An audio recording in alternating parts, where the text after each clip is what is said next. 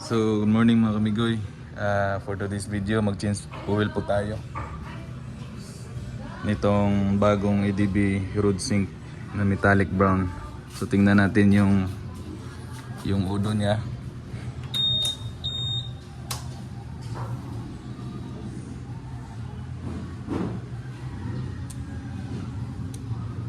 So, naka 546 km na. So, lampas na sa 500 mga kamigoy.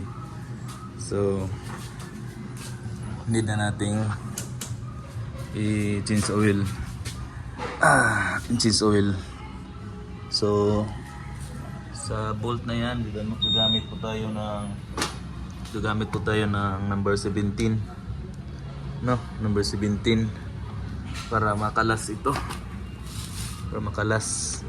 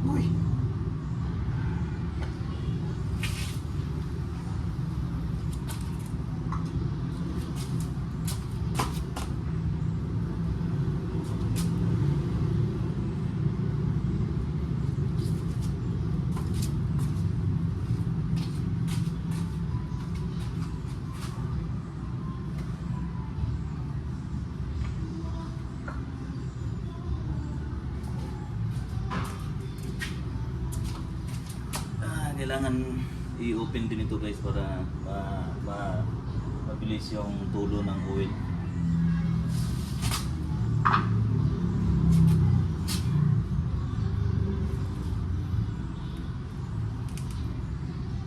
Kahit bago pa guys, kahit bago pa mga kamigoy, medyo maitim na yung oil niya.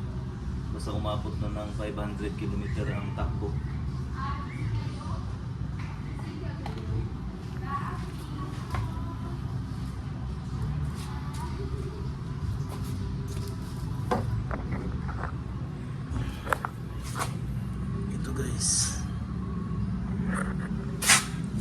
Guys, kahit bago pa pero maitim na yung oil, so dapat i-follow lang talaga natin yung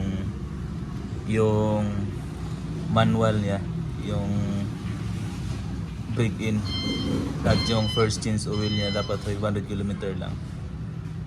Yun no, itim, sobrang itim kahit bago ko pang kuha.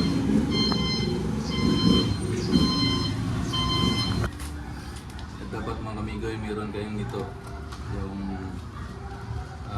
oil para sa oil po, para mas madali yung pag lagay natin ng oil.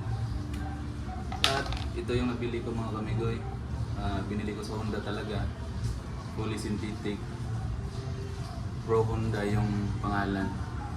So ito ay 0.8. So ang need ng oil ng ADB natin is 0.75 lang. So dapat hindi maubos ito. No, dito ang 0.8. Itong 0.8 niya. So dito 0.75 ito. So dapat hindi ito maubos kasi yung capacity ng oil ng ADB is 0.75 lang. Fully synthetic oil gamitin natin. So ito dapat linisin ito. Yan, dapat malinis yan.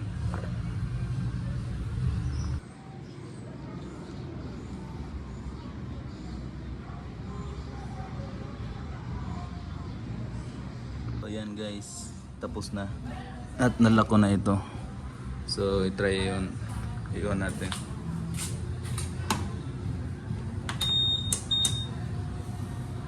Para mag-circulate yung makina.